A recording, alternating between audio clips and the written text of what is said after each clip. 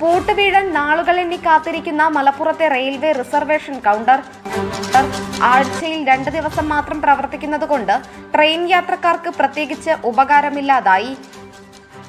പൂട്ടിയാൽ കഷ്ടത്തിലാവുക രോഗികളും വിദ്യാർത്ഥികളും, നൂറുകണക്കിന് അതിഥി തൊഴിലാളികളും.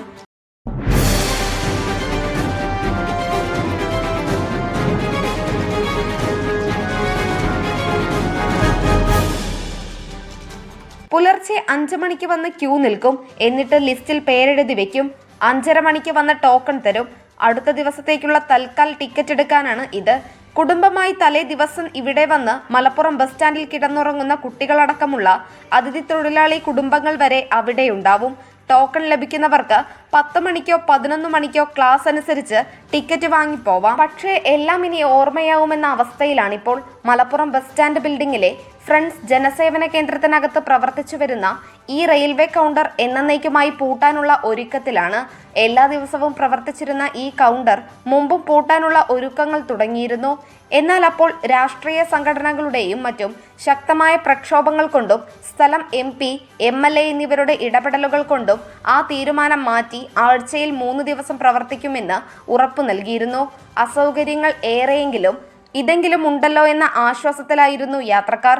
എന്നാൽ ഇപ്പോൾ തിങ്കൾ വെള്ളി ദിവസങ്ങളിൽ മാത്രമായി പ്രവർത്തനം ചുരുക്കിയപ്പോൾ യാത്രക്കാർക്ക് ഏറെ ബുദ്ധിമുട്ടായി. സ്ഥിരമായി സ്റ്റാഫ് പോലും ഇവിടെയില്ല. ഓരോ ദിവസവും ഓരോരുത്തരെ അയക്കാറാണ് റെയിൽവേയുടെ പതിവ്. അതിരാവിലെ വന്ന് ടോക്കൺ വാങ്ങുന്ന സമ്പ്രദായവും ഇപ്പോൾ ഇല്ലാതായ മട്ടാണ്. ചില ദിവസങ്ങളിൽ 5:30 വേണ്ടി ഇവിടെ എത്തുന്നവർ നിരാശരായി ഉദ്യോഗസ്ഥരെത്തുന്ന സമയം വരെ കാത്തിരിക്കണം. 8 മണിക്ക് മുമ്പായി ഇവിടെ എത്തി റിസർവേഷൻ ഫോറം വാങ്ങി ഫിൽ ചെയ്ത് നൽകുന്നവർക്കാണ് ഇപ്പോൾ ടോക്കൺ നൽകുന്നത്. മുമ്പുള്ള ടോക്കൺ സിസ്റ്റം ഇപ്പോൾ ഇല്ല. എന്നാൽ ചില ഉദ്യോഗസ്ഥർ വരുമ്പോൾ ഇതിൽ ചില മാറ്റങ്ങളുമുണ്ട്.